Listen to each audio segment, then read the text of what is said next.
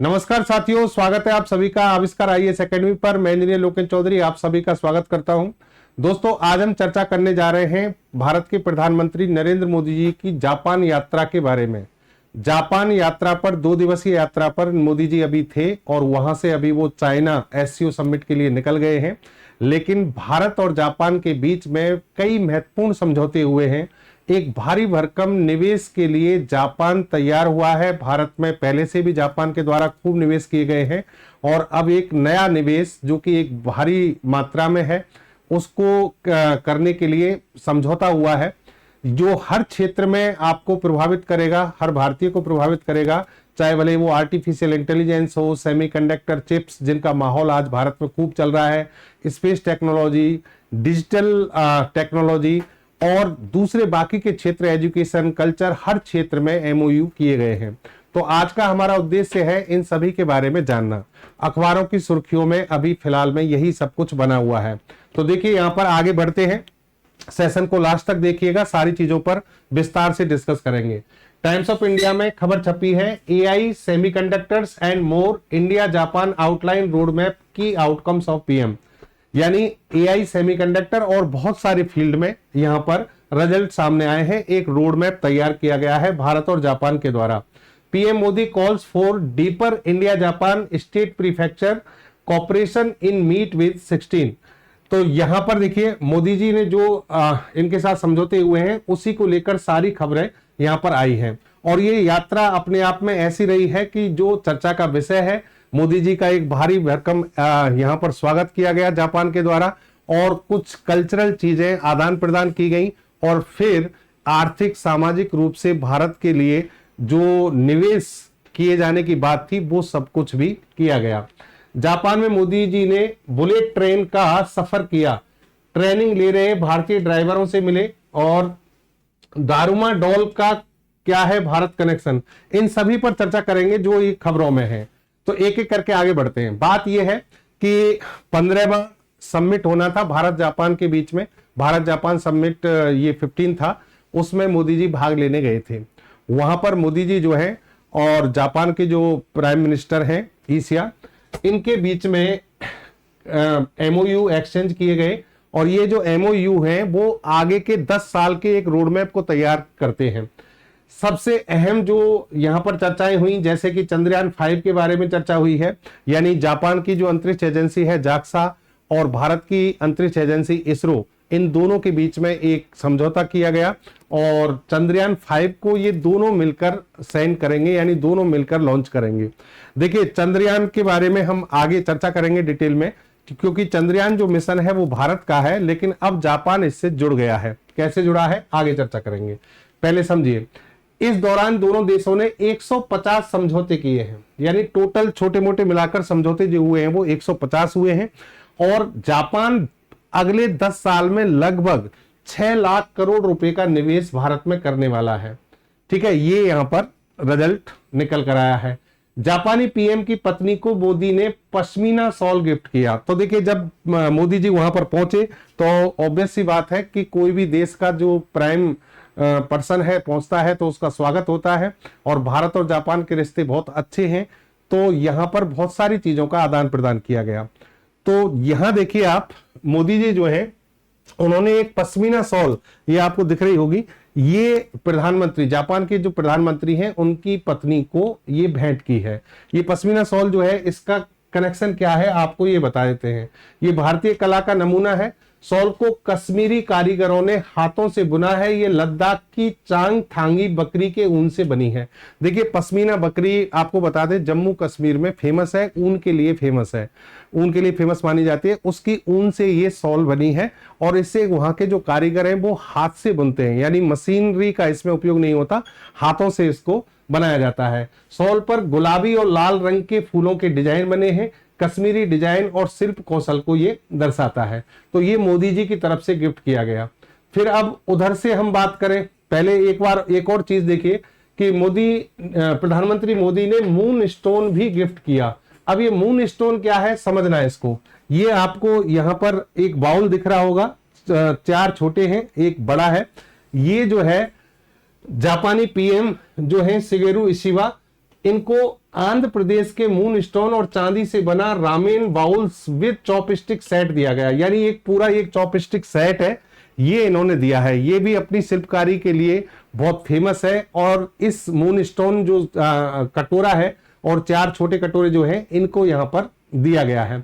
तो ये चलिए आदान प्रदान हो गया। मकराना मार्बल से इसको बनाया जाता है, कटोरे का जो आधार है इसको बनाया जाता है। ठीक है। दूसरी तरफ जापान से मोदी जी को एक डॉल दी गई जिसका नाम है दारुमा डॉल। दारुमा डॉल जो है इसका भारत से कनेक्शन माना जाता है। देखिए जापान में भी बौद्ध धर्म जो है वो प्रचलित है, यानी वहां पर बौद्ध धर्म के अनुयायी हैं। और आपको पता है कि बौद्ध धर्म का जो निकास है, बौद्ध धर्म की जो उत्पत्ति है वो भारत से ही हुई है। तो ये जो संस्कृति पूरी डेवलप हुई है ये भारत से कहीं ना कहीं ट्रांसफर दुनिया के अलग अलग देशों में हुई है। तो जापान में भी ये वहां पर जो दारुमा डॉल है इसको बहुत अच्छे तरीके से माना जाता है, सांस्कृतिक रूप में इसको देखा जाता है। वहां की हर दुकानों पर ये डॉल मिलती है। इस डॉल को यहाँ पर गिफ्ट किया गया है।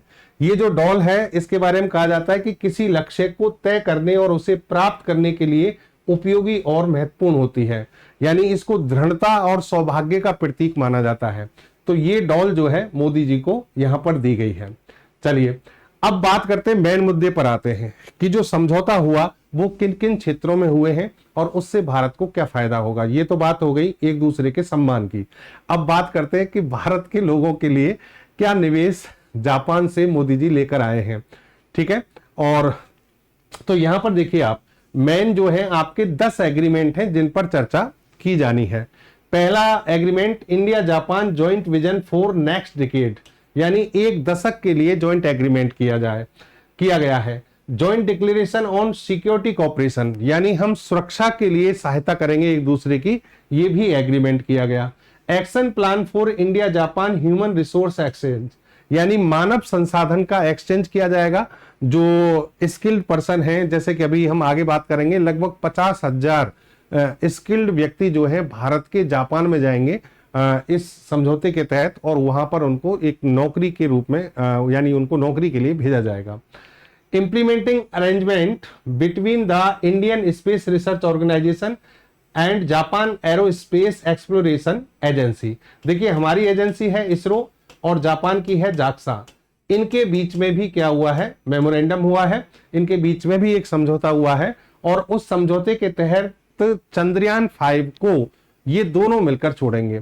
अब मैं आपको बता दूं यहां पर कि Chandrayaan first, Chandrayaan second, Chandrayaan third, यहां तक इसरो के द्वारा लॉन्च किए जा चुके चंद्र मिशन हैं। यानी भारत ने स्वदेशी तकनीक से 3 चंद्र मिशन अभी तक छोड़ दिए हैं, जिनमें से पहला जो था हमारा ऑर्बिटर मिशन था। ऑर्बिटर मिशन मतलब एक ऐसा मिशन जो चंद्रमा की कक्षा में परिक्रमा करता है, चंद्रमा की सतह पर नहीं उतरता है। चंद्रयान सेकंड हमारा लैंडर मिशन था, यानी उसमें एक विक्रम लैंडर भेजा गया था जो चंद्रमा की सतह पर उतरना था, लेकिन वो फेल हो गया।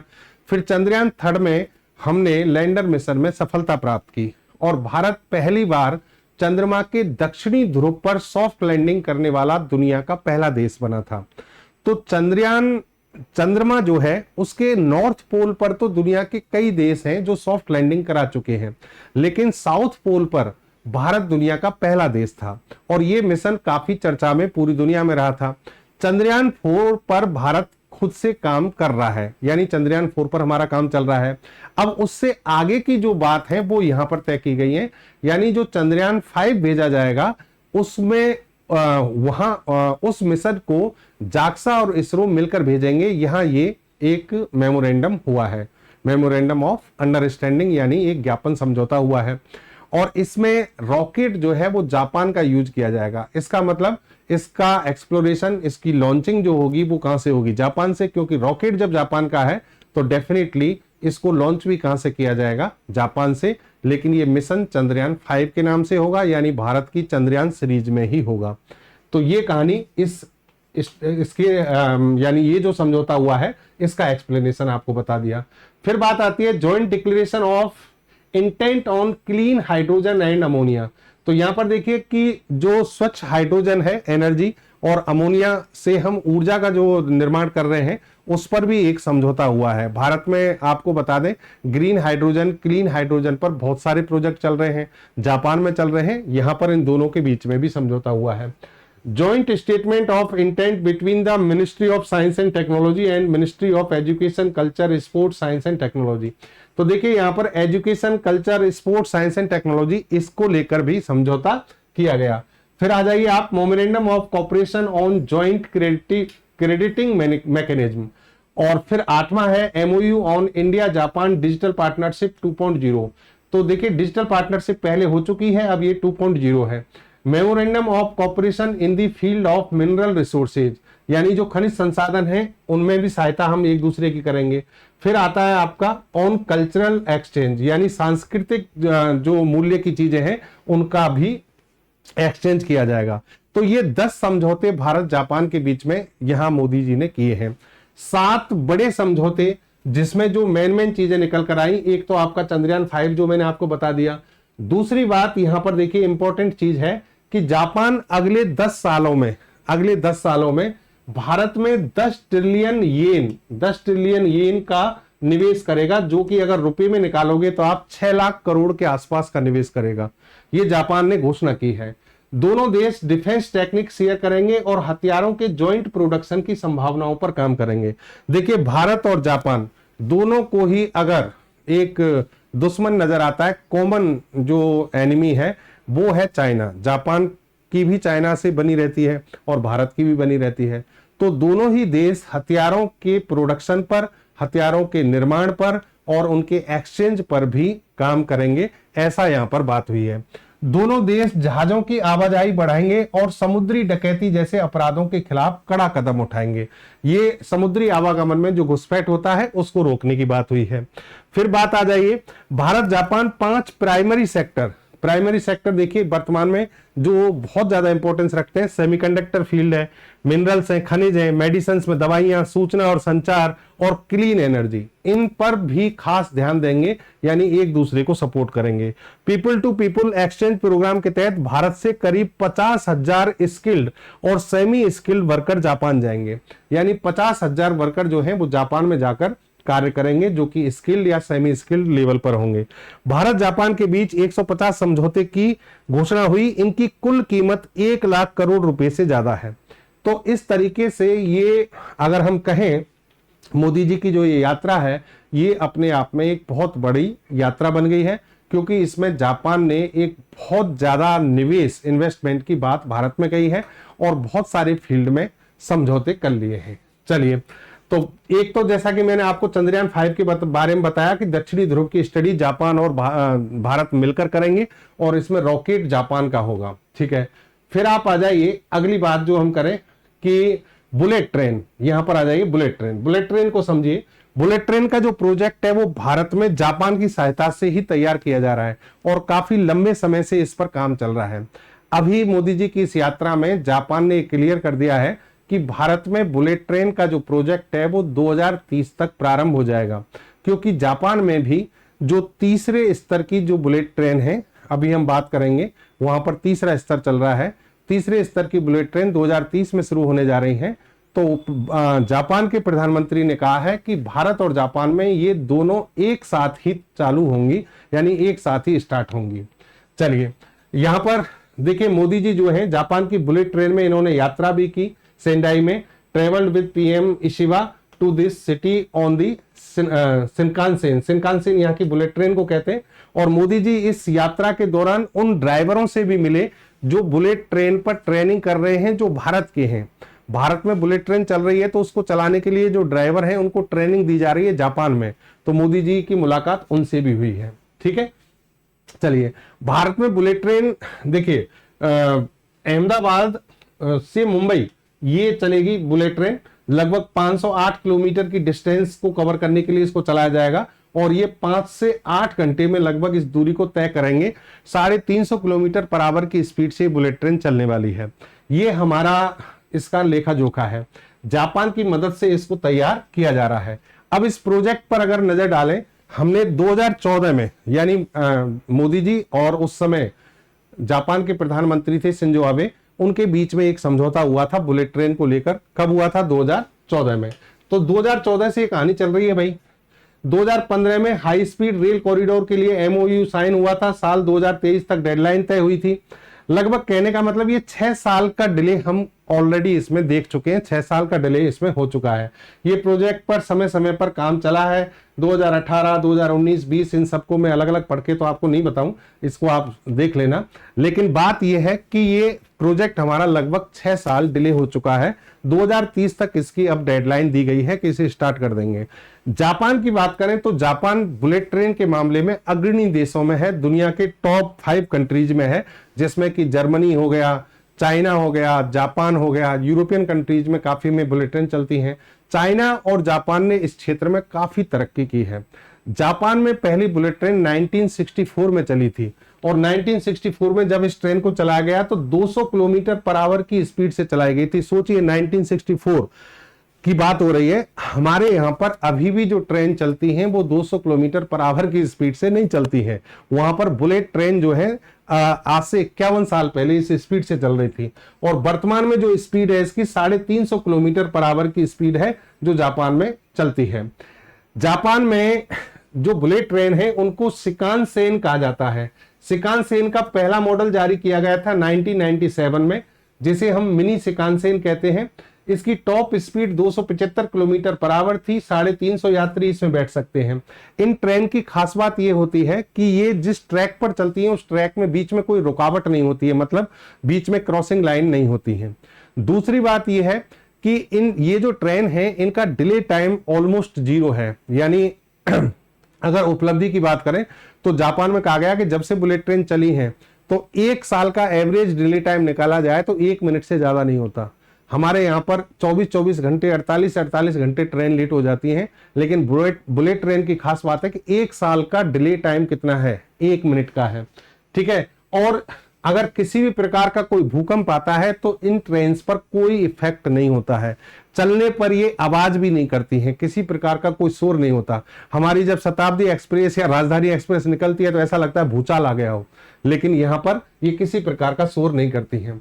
E3 का एडवांस वर्जन है E5, इसकी स्पीड बढ़कर हो गई 320 और 731 यात्री बैठ सकते हैं। 2011 में जापान ने इसको चलाया, इसका नाम रखा हाइबुसा। क्या नाम रखा? हाइबुसा। इसको मिनी शिकानसेन कहते हैं। अच्छा, ये जो ट्रेन है जिसमें लगभग 6 से 7 कोच हैं, उसमें भी इतने थे। फर्स्ट क्लास कोचों में वाईफाई और शोर नहीं होता, यानी नॉइज फ्री है। फिर आता है आपका E10 सीरीज। E10 सीरीज अभी आने वाली है 2030 में और इसी समय भारत में बुलेट ट्रेन का आगमन होगा, ऐसी घोषणा जापान के प्रधानमंत्री ने की है। ये सभी फैसिलिटी होंगी। लगभग 400 किलोमीटर पर आवर की स्पीड से E10 सीरीज की जो बुलेट ट्रेन है वो चलेंगी। भारत में इसकी स्पीड 350 किलोमीटर पर आवर के आसपास मानी जा रही है। ठीक है, जापान में 400 के आसपास। ये जापान की बुलेट ट्रेन की अगर आप जो उपलब्धियां हैं उन पर बात करें तो देखिए यहां पर 1964 में हुई ये, ठीक है। जापान ने एक बार, मैं आपको बता दूं कि बुलेट ट्रेन की स्पीड 350-400 किलोमीटर पर आवर है, लेकिन जापान ने मैंगलेव ट्रेन का भी परीक्षण किया था और मैंगलेव ट्रेन को 603 किलोमीटर पर आवर की स्पीड से चलाया था। मैंगलेव ट्रेन बुलेट ट्रेन में क्या अंतर होता है अलग से एक सेशन में आपको बताएंगे, हम चर्चा करेंगे। ठीक है, अब तक 10 अरब से ज्यादा लोग बुलेट ट्रेन में सफर कर चुके हैं। यह जापान का सबसे भरोसेमंद ट्रांसपोर्ट सिस्टम है। ठीक है, दूसरी बात यहां पर देखिए, बुलेट ट्रेन में सुरक्षा पहली प्राथमिकता है। इसमें किसी भी हादसे में अब तक एक भी यात्री की मौत नहीं हुई है। जब से इसको चलाया गया है एक भी यात्री की मौत नहीं हुई है। जापान में हर कुछ मिनट में एक ट्रेन चलती है। टोक्यो और ओसाका के बीच हर दिन 300 से ज्यादा शिकानसेन सेवाएं चलाई जाती हैं। अगर इसकी सफाई की बात करें हम, पूरी ट्रेन में इतना क्लीनिंग सिस्टम लगाया गया है कि पूरी ट्रेन 7 मिनट में साफ हो जाती है, मतलब सफाई हो जाती है उसकी। तो ये बहुत ही ज्यादा कह सकते हैं प्रोफेशनल सिस्टम, एक शानदार सिस्टम जापान ने बनाया है। तो भारत में अगर इसकी शुरुआत होती है तो ये अपने आप में बहुत अच्छी बात मानी जाएगी। चलिए, फिर बात आ रही है सेमीकंडक्टर। देखिए सेमीकंडक्टर्स क्या होते हैं। सेमीकंडक्टर तत्व होते हैं, पदार्थ होते हैं 3 प्रकार के, जैसे कि कंडक्टर, सेमीकंडक्टर और एक होते हैं कुचालक, जिनको इंसुलेटर कहते हैं। सेमीकंडक्टर जैसे सिलिकॉन और जर्मेनियम, ये सेमीकंडक्टर पदार्थ वही पदार्थ है जिनसे सारे इलेक्ट्रॉनिक डिवाइस आज के जमाने में बनते हैं। इस पर एक पूरा सेशन हम अभी लेकर आ रहे हैं। उसका कारण यह है कि भारत अब सेमीकंडक्टर हब बनने जा रहा है। भारत में सेमीकंडक्टर तकनीक को लेकर बहुत कुछ काम हो रहा है। तो जापान पहले से भी हमारी मदद कर रहा था, अब सेमीकंडक्टर फील्ड में एक नया मेमोरेंडम किया गया है कि भारत को सेमीकंडक्टर हब बनाने में जापान पूरी मदद करेगा। तो ये एक और नई उपलब्धि इस यात्रा की आप मान सकते हैं। नेक्स्ट आप देखिए कि भारत जापान के अगर व्यापार को अगर हम देखें, भारत से जापान को जो निर्यात किया जाता है वो लगभग 4.5 लाख करोड़ का होता है और जापान से भारत को 15.5 लाख करोड़ का होता है। ठीक है, किन किन फील्ड में होता है, भारत किस फील्ड में करता है, इंजीनियरिंग गुड्स बेचता है, chemicals, marine products, gems jewellery, electronic goods, दवाइयां। और जापान किस में करता है, nuclear reactor, copper, electrical machinery, rare earth material, steel, इन सभी में जापान हमारे यहां पर काम करता है।